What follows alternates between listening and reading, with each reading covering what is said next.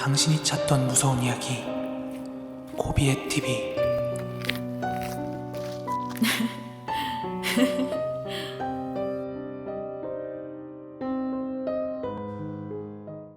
코린 여러분 안녕하세요. 코비의 TV입니다. 저 코비는 20살 때 운동 중에 발생한 큰 사고로 인해서 대수술을 2차례나 받은 끝에 군대를 면제받게 됐는데요. 남들은 신의 아들이라고 굉장히 부러워했는데 저는 군대에 가지 못한 걸 두고두고 후회하고 있습니다. 요즘은 다른 것보다도 괴담이 차고 넘치는 그런 군대라는 걸 제 인생에서 경험하지 못했다는 거에 대해서 굉장히 후회를 하고 있는데요. 그래서 오늘은 캄보디아 귀신썰 제보해주신 벤나마리님의 2번째 사연으로 이야기 시작합니다.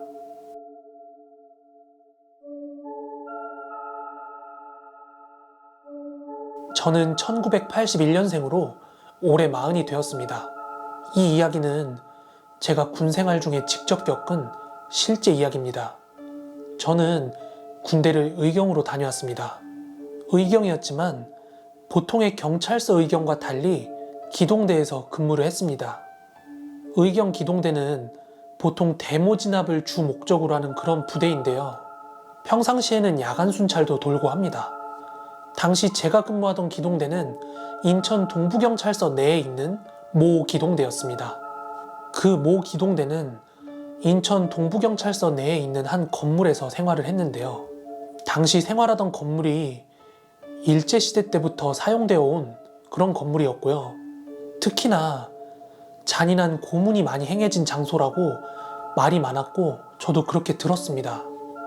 서론이 길었는데 이제 본론으로 들어가면 제가 근무했던 기동대가 2002년 월드컵을 겨냥해서 창설된 부대였어요. 월드컵이 끝난 뒤에는 주로 데모 진압 또는 인천광역시 전체 교통정리 같은 걸 했습니다. 그리고 조금 전에 말씀드린 저희가 생활하던 건물이 있죠. 그 건물이 3층짜리 건물이었는데요. 각 층마다 1소대 2내무반씩 총 3소대 1계중대였습니다. 전체 인원은 130명 남짓 되었고요. 건물 3층 바로 위로는 옥상이었는데 이 옥상에서는 주로 모포나 담요 같은 걸 널어놓고 말리는 용도로 사용이 되었지만 대개 여기서 구타 같은 게 많이 행해졌어요. 저희 기동대가 여기 생활하기 앞전에는 인천 천이기동대가 근무를 해왔던 장소였습니다.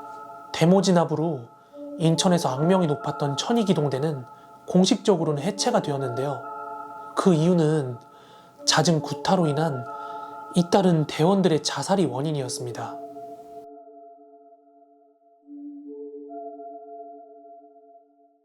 하여간 제가 2년 넘게 몸담았던 그 부대, 그 건물은 처음부터 기분이 나빴습니다.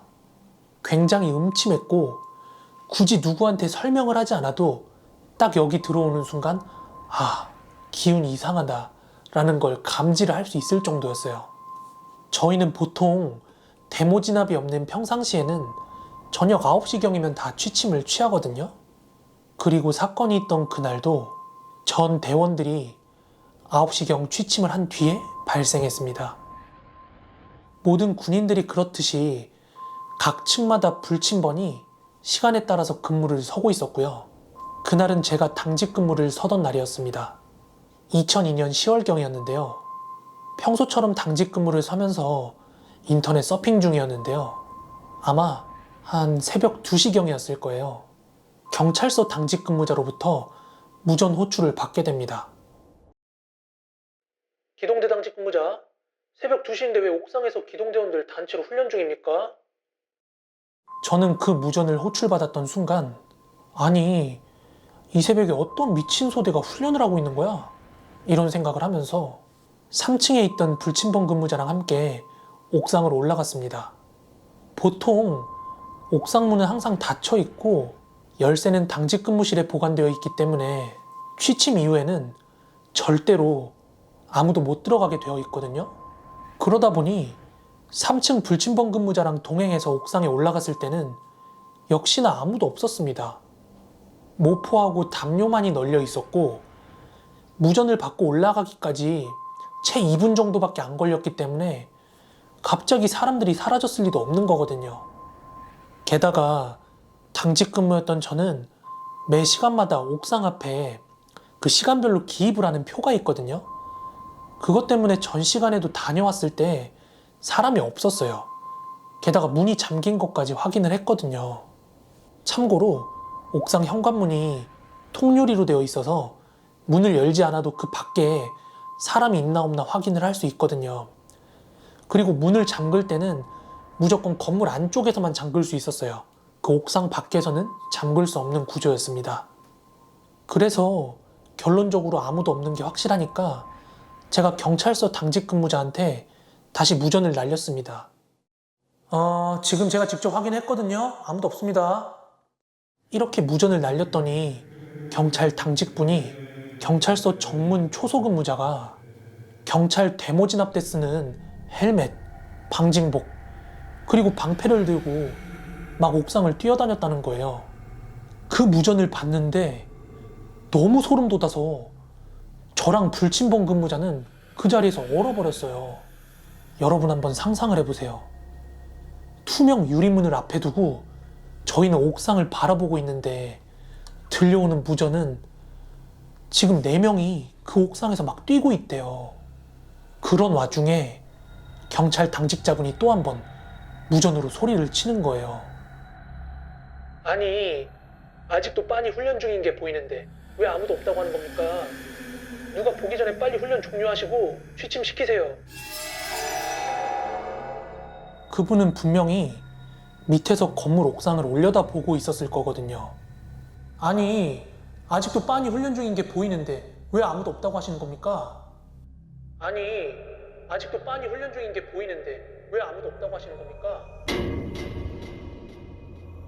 하지만 그 추가 무전을 받고 있는 동안에도 저랑 불침번 근무자는 그 옥상 투명 유리문 앞에 서가지고 옥상을 계속 바라보고 있었거든요.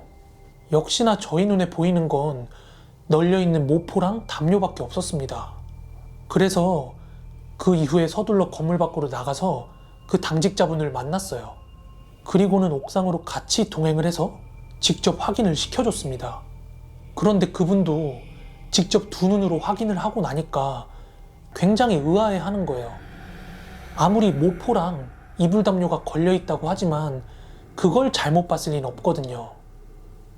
새벽 2시가 넘는 시간에 그것도 2번씩이나 다급하게 그렇게 무전을 할 정도였으면 아직까지도 소름이 돋는 게 그분들이 잘못 본 건지 아니면 저희 눈에만 보이지 않았던 건지 아직도 오싹하기만 합니다.